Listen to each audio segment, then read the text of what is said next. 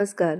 मी बनवली होती शेंग बटाटा घालून कोळंबीचा सार. खूपच छान असं बनतो, तर नक्की ट्राय करा. इथे मी कोळंबीला साफ करून घेतले, त्याचे धागे वगैरे सगळे स्वच्छ करून घेतले बघू शकता.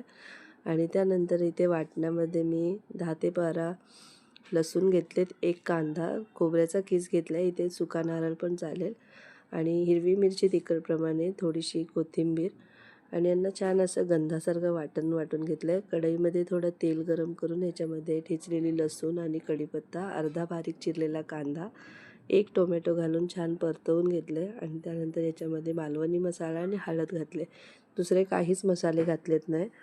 आणि याच्यामध्ये शेंग बटाटा घातला आहे.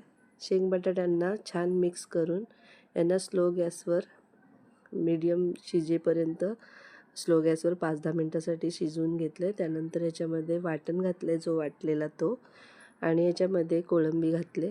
त्यानंतर आपल्याला जितका पाणी पाहिजे तितका पाणी वाढवून याच्यामध्ये चवीप्रमाणे मीठ घालून याच्यामध्ये कोकम घातले, आणि कोकम म्हणजे आमसूल, आणि छान असं यांना शिजून दिले 5 ते 10 मिनटं परत मीडियम गॅसवर.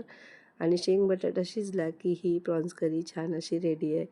तर नक्की ट्राय करा आणि मला कमेंट करा. माझ्या यूट्यूब चॅनलला सबस्क्राईब करा आणि माझ्या आय डीला फॉलो करा. भेटूया नवीन व्हिडिओमध्ये. बाय.